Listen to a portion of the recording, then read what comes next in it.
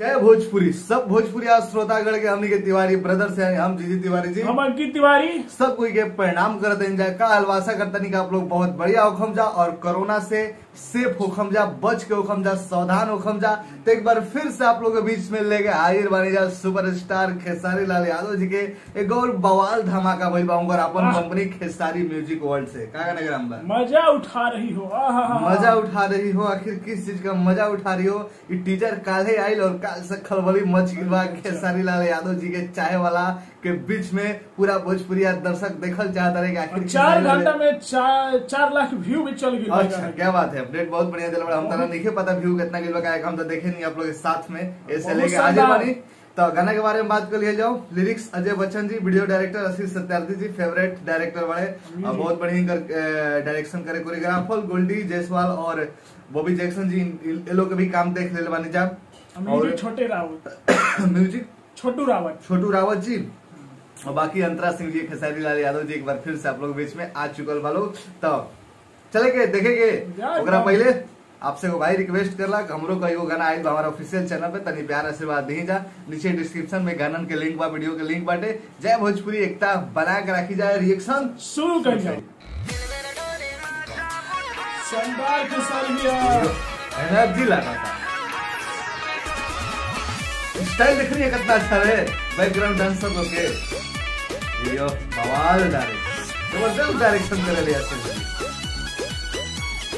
Heroine भी काफी machine. मेरे पास न बुलाते हैं हम, अच्छा ये बात बा। मरते हैं मुझ पे मेरे हैं लाखों सनम।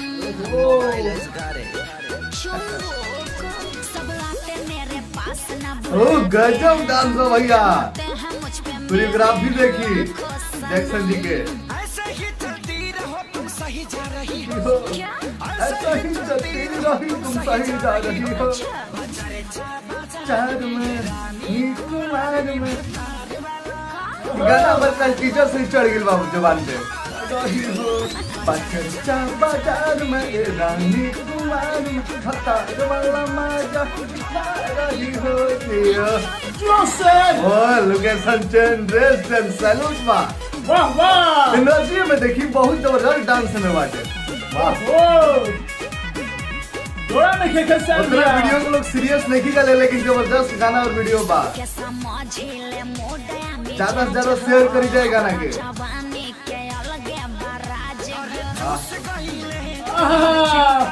अरे गजब हाथ में डांसर ना देख ले कोनो गाना में।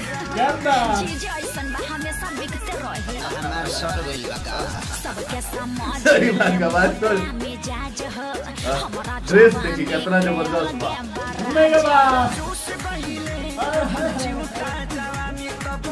भैया शेयर करी जाए वीडियो के। बहुत जबरदस्त वीडियो सॉन्ग बा। बहुत भाई लोग गाना के सीरियस नहीं खेलो ले। बाजार में इलाही कुमार में हतार वाला मजा। गजब है, दिल के टच कर ले। वाह वाह, गजब गजब। मतलब हर एक सीन में मजा दे रहा हूँ। सैल्यूट बा। 3 ड्रेस दिखा दिए वीडियो में आए। बहुत जबरदस्त गाना बा। पागल न प्यार में मार करवाइले डायरेक्शन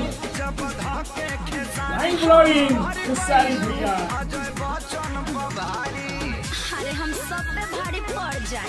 सही बात।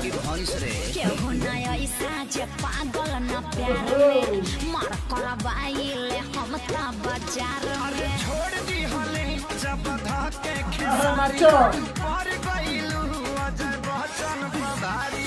मड़ई में करइए बाछी खूब खा रही हो। अच्छा मैं करइए बाछी खूब खा रही हो। बाजार में रानी कुमार में लाइन हमारे कल टीचर देखे कब से चढ़ गई। मजा उठा रही हो।